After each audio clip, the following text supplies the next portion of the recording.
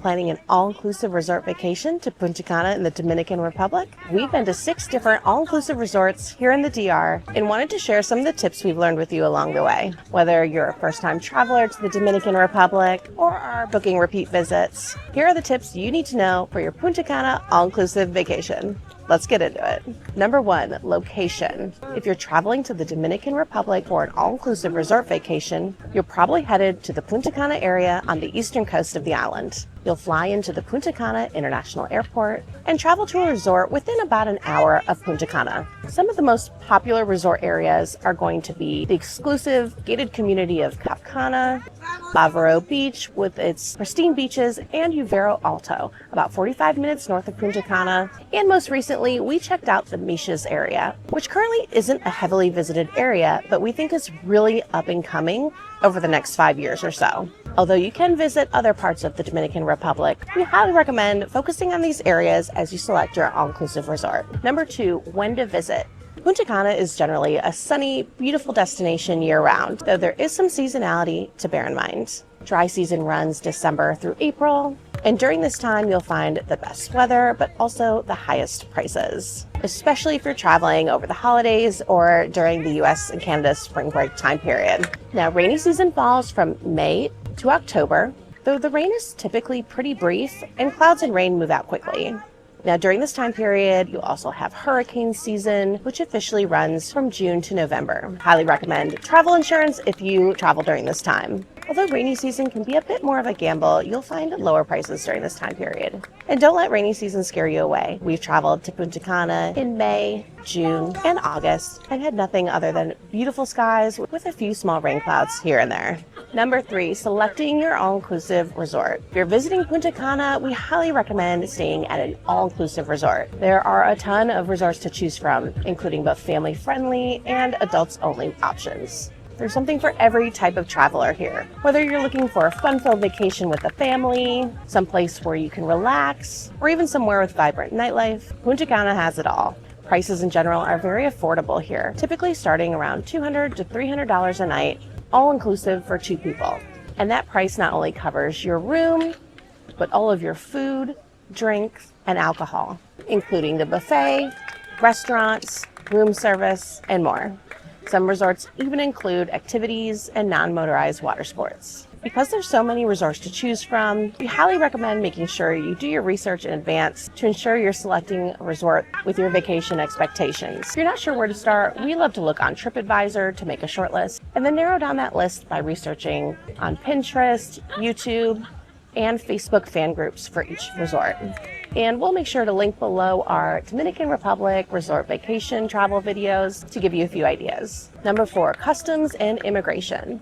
Now, at the time of filming this video, if you're a US or Canadian citizen, you do not need a visa to visit the Dominican Republic. However, you are required to fill out the Etiquette immigration form before you get on your flight. We highly recommend taking care of this a couple of days in advance to make sure you don't have any delays at the airport or upon arrival. This e-ticket is easy to fill out, takes about 5 minutes online, and we'll put the link in the description below for you. Once you land at the Punta Cana International Airport, bear in mind that wait times to get through customs and immigration can vary wildly. We've zipped through in 10 minutes and also waited for over 2 hours. It really depends on how many other planes are landing at the same time and a little bit of luck. Number 5, booking your transportation. Now, we highly recommend booking ground transportation from the airport to your resort well in advance of your trip. You don't want to land at the Punta Cana airport and have to find overpriced transportation at the actual airport itself. Now, many resorts have preferred partner transportation companies, and that's where we usually start with booking. We've used Amstart several times and always had a really great experience. Prices vary on whether you're doing a shared or a private transportation, and it varies based on how far your resort is from the airport. Now, on average, we typically see prices around $100 to $200 for resorts that are closer to the airport, but we have seen over $400 when we headed out to that Timeshares destination. Some resorts may even include a free transportation when you're booking direct or as part of a promotion. And of course, don't forget to tip your driver. Now, if you're finding this video helpful so far, we'd really appreciate it if you hit that subscribe button. It really helps our channel. And make sure you see more all-inclusive resort and Dominican Republic videos from us. Number 6, food and drink. Now, if you're a foodie traveling to an all-inclusive resort in the Dominican Republic, we suggest you lower your expectations significantly. In general, the food tends to be about the same at every resort, mass-produced, resort quality, even at the 4-star resorts. You'll find large buffets as well as sit-down a la carte restaurants included in your all-inclusive package. And note that some resorts use advanced reservation systems while others allow walk-ins. Regardless of where you eat, we recommend not overindulging in food or alcohol just because it's unlimited, and don't try a new cuisine that your stomach may not be able to handle. You definitely don't want to be sick on your vacation. A lot of people report getting sick in the Dominican Republic, but it's usually from their own choices. And of course, it's important to remember you cannot drink the water in the Dominican Republic, and don't forget to use bottled water to brush your teeth. Number 7, dress codes. You need to be aware that the majority of resorts in the Dominican Republic set dress codes for their restaurants. Most resorts require elevated clothing at dinner, so don't expect to show up in gym shorts and flip-flops. In fact, many resorts even require long pants and closed-toe shoes for men. Make sure you pack a couple of nice outfits for dinner, and for men, we'd recommend packing polo shirts or nice button-ups, along with nice shorts and possibly a pair of long pants or two. So we recommend doing your research in advance. A lot of times the resort's websites will offer their dress code information in their dining section, or you can join one of those Facebook fan groups for your resort and use the search feature. Now, if you need help packing for your all-inclusive resort stay, we do have packing guides for both men and women that we'll link below. Number 8, tipping.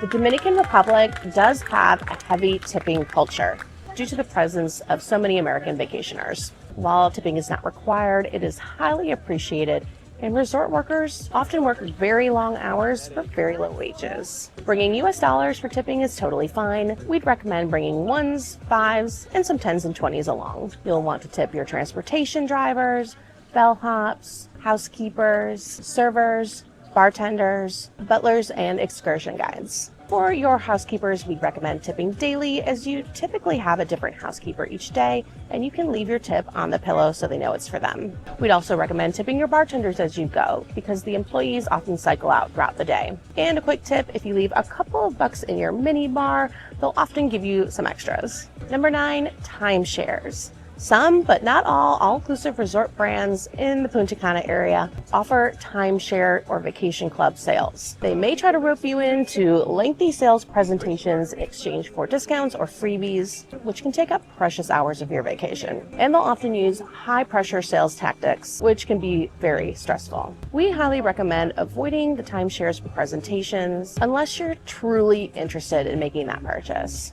We've also found it's more helpful to be direct, though polite, right up front with turning them down. Otherwise, they may keep trying to find you during your stay. Number 10, beaches. Okay, what are the beaches like in Punta Cana?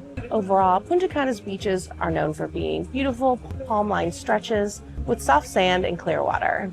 And the beaches are perfect for both swimming and relaxing. Now, the beaches do vary based on what area you're visiting, from Uvero Alto's golden sand beaches with a little more rough, darker Atlantic waters, to the top-rated stretches of beach at Bavreo Beach and the clear Caribbean waters in Cap Cana. And if you're looking for something a little more wild and untouched, you may want to check out that Misha's area we discussed earlier, as at this point it still feels like an untouched paradise. Now, beaches in the DR are public beaches, so there may be vendors selling their wares along the beach. A simple, firm but polite "no gracias" will suffice. Number 11, Sargassum. If you're a beach fan, you need to be aware of the Dominican Republic's Sargassum season. Like many island nations in the Caribbean, the Dominican Republic has been facing a Sargassum crisis in recent years. Sargassum season typically runs May to October, with peak months from June to August. It's important to manage your expectations if you're traveling during this time. Sargassum can be very unpredictable and based off weather patterns and water currents. And some resorts do better than others in clearing the Sargassum off. You'll see some resorts utilizing tractors and others sending employees out to remove it by hand. Overall, when and where Sargassum arrives is always outside of the resort's control. Number 12, safety. While visiting an all-inclusive resort in Punta Cana is generally considered safe, you'll want to use normal precautions as a traveler. Don't travel with expensive jewelry or other valuables, and always utilize the electronic safe for your electronics, money, and passports. Always keep a close eye on your items at the pool and the beach, and utilize a reputable transportation and excursion provider. And of course, if you plan to leave the resort for sightseeing or to travel, we highly recommend doing your research in advance. If you use common sense and normal precautions, you should be just fine. All right, we hope these 12 tips have helped you as you plan for your Punta Cana all-inclusive resort vacation. Now, if you have any questions about staying in an all-inclusive in the Dominican Republic, make sure you leave a comment and we're happy to try to help. And don't forget to hit that like button and subscribe for more all-inclusive resort and tropical travel videos. And we'll see you in the next video.